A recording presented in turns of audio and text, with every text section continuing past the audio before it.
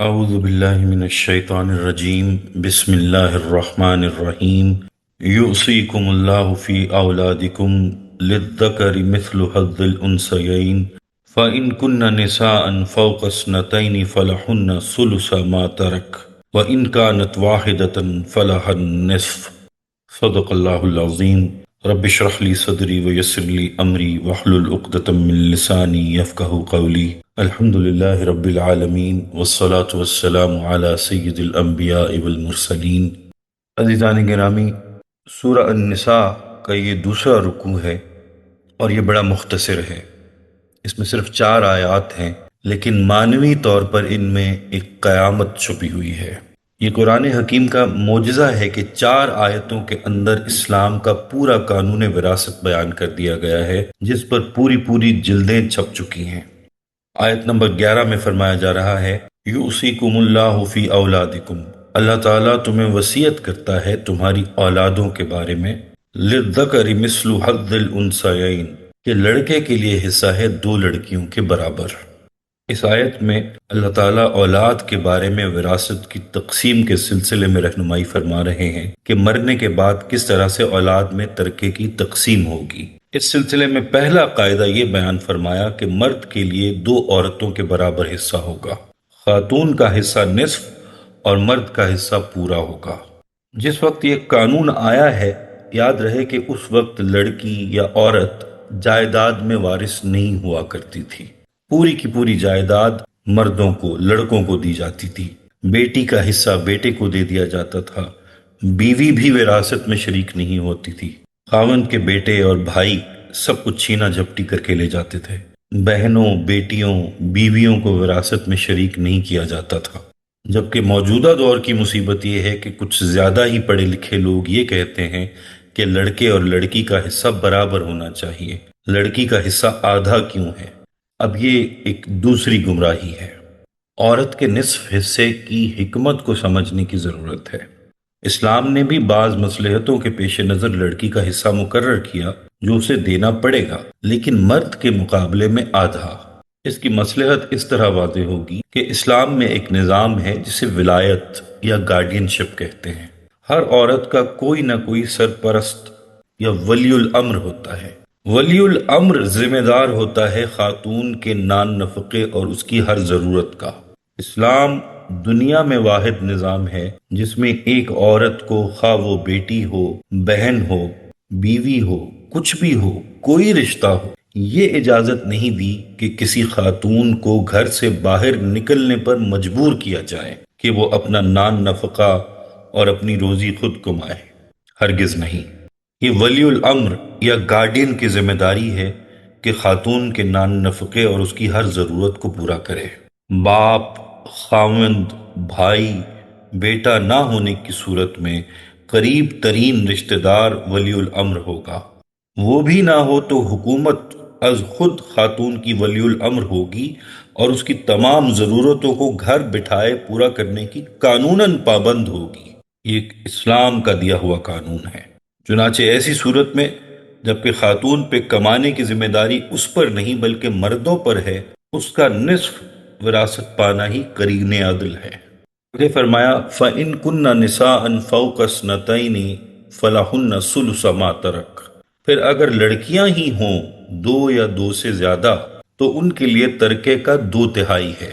وَإِن كَانَتْ وَاحِدَةً فَلَهَا النِّصْفُ، اور اگر ایک ہی لڑکی ہے تو اس کے لیے آدھا ہے۔ قانون وراثت کا دوسرا قاعدہ یہ ہے کہ اگر میت کے وارث 2 یا 2 سے زیادہ لڑکیاں ہوں تو انہیں ترکے کا 2/3 حصہ دے دیا جائے گا۔ مثلا باپ فوت ہو گیا اور اس کی صرف 2 بیٹیاں ہیں، بیٹا کوئی نہیں اور کوئی وارث نہیں، یا یوں کہہ لیجئے کہ 3 یا 4 بیٹیاں ہیں، تو 2/3 جائیداد ان کو دے دی جائے گی۔ اگر مرنے والے کی اولاد صرف ایک بیٹی ہے تو باپ کی کل جائیداد کا آدھا حصہ اس بیٹی کو دے دیا جائے گا اور باقی آدھا دیگر وارثوں میں تقسیم کیا جائے گا جو دور یا نزدیک کے رشتہ دار ہوں گے، اور اگر وہ بھی نہ ہوں تو باقی آدھا حصہ بھی اسی ایک بیٹی کو دے دیا جائے گا۔ وَلِأَبَوَيْهِ لِكُلِّ وَاحِدٍ مِّنْهُمَا السُّدُسُ مِمَّا تَرَكَ إِن كَانَ لَهُ وَلَدٌ، اور میت کے والدین میں سے ہر ایک کے لیے چھٹا حصہ ہے جو اس نے چھوڑا، اگر میت کے اولاد ہو۔ اگر میت صاحب اولاد ہو تو اس کے والدین میں سے ہر ایک کو ترکے کا چھٹا حصہ ملنا چاہیے، چھٹا حصہ والد کو، چھٹا حصہ والدہ کو، یہ کل ملا کر ایک تہائی حصہ ہو گیا، تیسرا حصہ ہو گیا۔ تو مرنے والے کے اگر والدین بھی ہیں اور اولاد بھی ہے تو ایک تہائی حصہ والدین کو ملے گا اور باقی دو تہائی حصہ اولاد اور ورثہ میں تقسیم ہو جائے گا۔ فَإِن لَّمْ يَكُن لَّهُ وَلَدٌ وَوَرِثَهُ أَبَوَاهُ فَلِأُمِّهِ الثُّلُثُ، اور اگر اس کے اولاد نہ ہو اور اس کے وارث ماں باپ ہی ہوں تو اس کی ماں کا ایک تہائی ہے۔ فَإِن كَانَ لَهُ إِخْوَةٌ فَلِأُمِّهِ السُّدُسُ، پھر اگر میت کے بہن بھائی ہوں تو اس کی ماں کا چھٹا حصہ ہے۔ اگر مرنے والا بے اولاد ہو لیکن اس کے بہن بھائی ہوں تو اس صورت میں ماں کا حصہ مزید کم ہو کر ایک تہائی کی بجائے چھٹا حصہ رہ جائے گا اور باقی باپ کو ملے گا، لیکن بہن بھائیوں کو کچھ نہیں ملے گا، وہ باپ کی طرف سے وراثت کے حقدار ہوں گے۔ یعنی اگر مرنے والا صاحب اولاد نہ ہو اور والدین ہی اس کے وارث ہوں تو ماں کو اس کی جائیداد کا تیسرا حصہ دے دیا جائے گا اور باقی دو تہائی حصہ باپ کو دے دیا جائے گا۔ اور اگر وارث موجود ہوں تو ایک تہائی حصہ ماں کو ملے گا اور باقی جو دو تہائی بچے گا اس میں باپ اور باقی سارے وارث شامل ہیں۔ اور اگر مرنے والے کے بہن بھائی بھی موجود ہوں تو پھر ماں کو ایک تہائی کی بجائے چھٹا حصہ ملے گا اور اسے جو پہلا چھٹا حصہ مل رہا تھا وہ والد کو منتقل کر دیا جائے گا، اس لیے کہ اب والد کی ذمہ داریاں بڑھ گئی ہیں۔ لیکن اس کے ساتھ ہی فرما دیا من بعد وصیت یؤسی بہا او دین، بعد اس وصیت کی تعمیل کے جو وہ کر جائے یا بعد ادائے قرض کے۔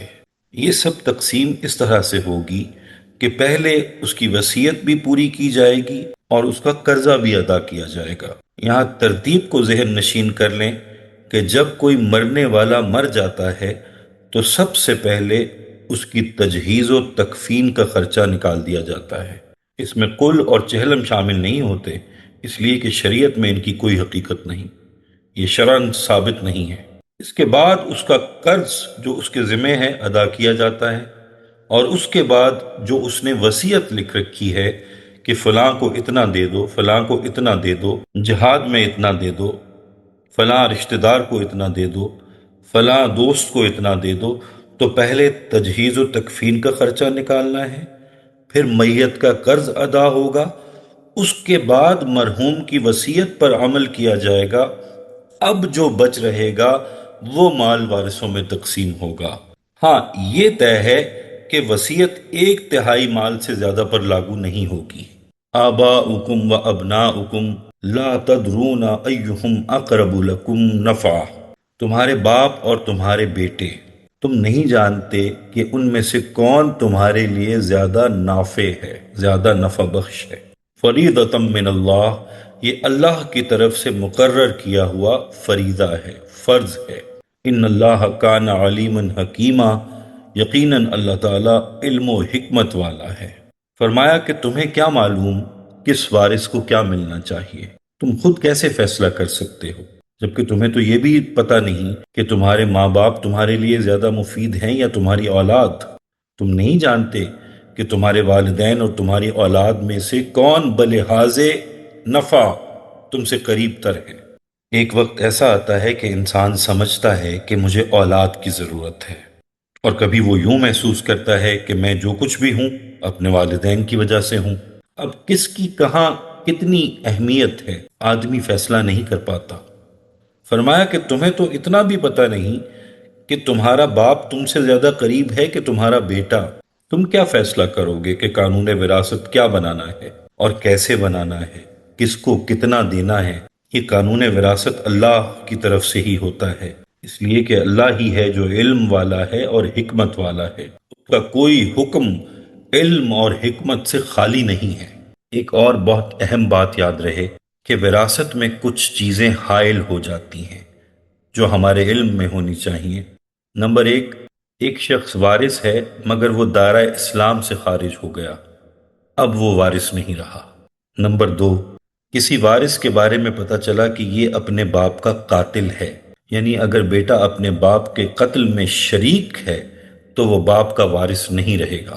نمبر 3، اگر بیٹا اسلامی ملک میں رہنے والا ہے اور وارث ہے لیکن ملک چھوڑ کر غیر اسلامی ملک میں چلا گیا، دارالحرب میں جا کر قیام کر لیا، دارالاسلام سے نقل مکانی کر کے وہ دارالحرب میں بیٹھ گیا، تو اب اس کا حق وراثت ختم ہو گیا اور وہ والد کی جائیداد میں وارث نہیں رہا۔ نمبر 4، ایک صورت یہ ہے کہ بیوی نے خلا لے لیا تو اب خاوند کی جائیداد میں اس کی وراثت ختم ہو گئی۔ اگر خاوند نے طلاق دے دی اور طلاق دینے کے بعد عدت کے دوران وہ مر گیا تو بیوی وارث ہوگی، اور اگر عدت کے بعد مرا تو وراثت کا حق ختم ہو جائے گا۔ اسی طرح سے نمبر 5 یہ ہے کہ اگر خاوند نے بیوی کو طلاق دے دی اور عدت کے دوران بیوی فوت ہو گئی تو خاوند بیوی کی جائیداد میں وارث ہوگا۔ اگر عدت ختم ہو گئی، جدائی ہو گئی، اس کے بعد خاوند فوت ہو گیا یا بیوی فوت ہو گئی تو یہ ایک دوسرے کی جائیداد میں وارث نہیں ہوں گے۔ آیت نمبر 12 میں فرمایا جا رہا ہے وَلَكُمْ نِصْفُ مَا تَرَكَ أَزْوَاجُكُمْ إِن لَّمْ يَكُن لَّهُنَّ وَلَدٌ، اور تمہارا حصہ تمہاری بیویوں کے ترکے میں سے آدھا ہے اگر ان کے کوئی اولاد نہ ہو۔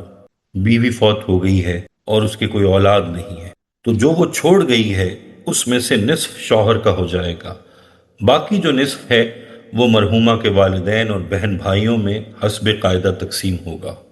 فَإِن كَانَ لَهُنَّ وَلَدٌ فَلَكُمُ الرُّبُعُ مِمَّا تَرَكْنَ، اور اگر ان کے اولاد ہے تو تمہارے لیے چوتھائی ہے اس میں سے جو انہوں نے چھوڑا، من بعد وصیت یوصین بہا او دین، بعد اس وصیت کی تعمیل کے جو وہ کر جائیں یا بعد ادائے قرض کے۔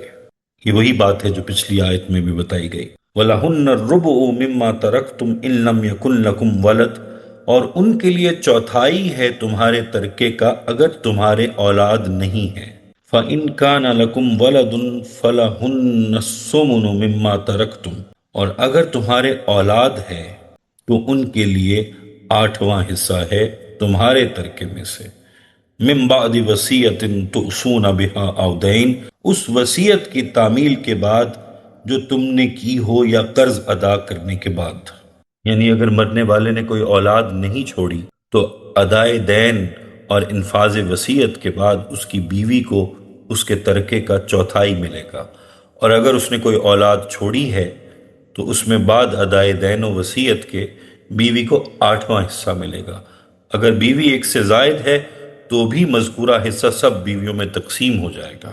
وَإِن كَانَ رَجُلٌ يُورَثُ كَلَالَةً أَوِ امْرَأَةً، اور اگر کوئی شخص جس کی وراثت تقسیم ہو رہی ہے کلالہ ہو یا عورت ہو ایسی ہی، کلالہ وہ مرد یا عورت ہے جس کے نہ تو والدین زندہ ہو اور نہ کوئی اس کی اولاد ہو، وَلَهُ أَخٌ أَوْ أُخْتٌ فَلِكُلِّ وَاحِدٍ مِّنْهُمَا السُّدُسُ، اور اس کا ایک بھائی یا ایک بہن ہو تو ان میں سے ہر ایک کے لیے چھٹا حصہ ہے۔ فَإِن كَانُوا أَكْثَرَ مِنْ ذَلِكَ فَهُمْ شُرَكَاءُ فِي الثُّلُثِ، اور اگر وہ اس سے زیادہ ہوں تو وہ سب ایک تہائی میں شریک ہوں گے۔ من بعد وصیت یوصى بها او دین، اس وصیت کی تعمیل کے بعد جو کی گئی یا ادائے قرض کے بعد۔ یہ دو شرطیں تو بہر صورت باقی رہیں گی۔ مرنے والے کے ذمہ اگر کوئی قرض ہے تو پہلے وہ ادا کیا جائے گا، پھر اس کی وصیت کی تعمیل کی جائے گی، اس کے بعد میراث وارثوں میں تقسیم کی جائے گی، غیر مضار، بغیر کسی کو ضرر پہنچائے۔ وصیۃ من اللہ، یہ تاکید ہے اللہ کی طرف سے۔ واللہ علیم حلیم، اور اللہ تعالیٰ سب کچھ جاننے والا اور کمال حلم والا ہے، بردبار ہے۔ اب اس آیت میں ایک ایسے شخص کے بارے میں قاعدہ آ رہا ہے جسے کلالہ کہتے ہیں۔ جیسے میں نے پہلے عرض کیا، کلالہ وہ مرد یا عورت ہے جو بے اولاد بھی ہو اور اس کے ماں باپ بھی نہ ہوں۔ اگر ایسا مرد یا عورت مر جائے تو جو بے اولاد بھی ہو اور اس کے ماں باپ بھی زندہ نہ ہوں مگر اس کا ایک بھائی یا ایک بہن موجود ہو تو ہر ایک کو بھائی ہو یا بہن چھٹا حصہ ملے گا، اور باقی 5 حصے باقی وارثوں میں تقسیم کر دیے جائیں گے۔ اور اگر ایک بھائی اور ایک بہن کی بجائے بہن بھائی زیادہ ہوں تو کل ترکے کا 1/3 حصہ بھائی بہنوں میں برابر تقسیم کیا جائے گا۔ جتنا بھائی کو ملے گا اتنا ہی بہن کو بھی ملے گا، اور باقی 2/3 حصہ دیگر وارثین میں یا جیسے حکومت چاہے اسے خرچ کر دیا جائے گا۔ اس میں پہلے مرنے والے کا قرض ادا کیا جائے گا، پھر وصیت پر عمل ہوگا، اور یہ بھی دیکھا جائے گا کہ جو وصیت کر کے گیا ہے وہ وصیت کہیں نقصان پہنچانے والی تو نہیں ہے۔ ایسا تو نہیں کہ ایک طرف سے تو بیٹے کو وراثت میں مال مل رہا ہے اور ساتھ ہی وصیت میں بھی اسے کچھ دے دیا، یا ایسی وصیت کر دی کہ ایک جائز وارث کی جائیداد ضبط کر لی۔ فرمایا ایسی وصیت جائز نہیں ہے جس میں کسی حقدار کو نقصان پہنچایا جائے۔ ایسی صورت میں علماء، اہل علم اور عدالت اس وصیت کو درست کرتے ہیں۔ یہ اللہ کی طرف سے تمہیں حکم دیا جا رہا ہے، اور اللہ تعالیٰ بہت علم والا اور بہت نرم خو ہے۔ یہ وراثت کے بنیادی قواعد تھے جن پر ہمارے نظام وراثت کی پوری بنیاد کھڑی ہوئی ہے۔ اب یہ سوچنا کہ یہاں چھٹا حصہ کیوں دے دیا، یہاں تہائی کیوں دے دیا، تو جب بھی آپ سوچیں گے اور غور و فکر کریں گے تو آپ سر بسجود ہوں گے۔ پتہ چلے گا کہ اس طرح کا قانون بنانا انسان کے بس کی بات نہیں ہے، یہ اللہ نے ہی بنایا ہے، اور یہ اسی کی حکمت اور اسی کا علم ہے جس تک کوئی نہیں پہنچ سکتا۔ آیت نمبر 13 میں فرمایا تِلْکَ حدود اللہ، یہ اللہ کی مقرر کی ہوئی حدود ہیں۔ وَمَن يُطِعِ اللَّهَ وَرَسُولَهُ يُدْخِلْهُ جَنَّاتٍ تَجْرِي مِن تَحْتِهَا الْأَنْهَارُ، اور جو اللہ اور اس کے رسول کی اطاعت کرے گا وہ داخل کرے گا اسے ان باغات میں جس کے دامن میں ندیاں بہتی ہوں گی، خالدین فیہا، ان میں وہ ہمیشہ ہمیش رہیں گے۔ وَذَلِكَ الْفَوْزُ الْعَظِيمُ، اور یہی ہے بہت بڑی کامیابی۔ آیت نمبر 14 میں فرمایا وَمَن يَعْصِ اللَّهَ وَرَسُولَهُ وَيَتَعَدَّ حُدُودَهُ، اور جو کوئی نافرمانی کرے گا اللہ اور اس کے رسول کی اور تجاوز کرے گا اس کی حدود سے، يُدْخِلْهُ نَارًا خَالِدًا فِيهَا، وہ داخل کرے گا اس کو آگ میں جس میں وہ ہمیشہ رہے گا، وَلَهُ عَذَابٌ مُّهِينٌ، اور اس کے لیے ذلت آمیز عذاب ہوگا۔ قانون وراثت بتانے کے بعد اللہ تعالیٰ ان 2 آیات میں متنبع فرما رہے ہیں کہ یہ کوئی ہماری انسانوں کی سفارشات نہیں ہیں کہ ہاں جناب کو پسند آئے تو قبول کریں اور پسند نہ آئے تو مسترد کر دیں۔ یہ تمہارے بس کی بات نہیں ہے کہ تم ان میں پوشیدہ حکمتوں کو سمجھ سکو۔ فرمایا یہ ہمارے احکام ہیں، جو ان کی اطاعت کرے گا ہم اسے جنت عطا فرمائیں گے، اور جو نافرمانی اور سرتابی کرے گا ہم اسے اوندھے منہ دوزخ میں ڈال دیں گے۔ یہ حکم ہے، یہ آرڈرز ہیں، یہ قانون ہے، انہیں ماننا پڑے گا۔ اس میں کسی قسم کی رد و بدل کی گنجائش نہیں ہوتی۔ اور یہاں سورہ النساء کے رکوع نمبر 2 کی تکمیل ہوتی ہے۔ بارک اللہ لی ولکم فی القرآن العظیم ونفعنی وإیاکم بالآیات والذکر الحکیم۔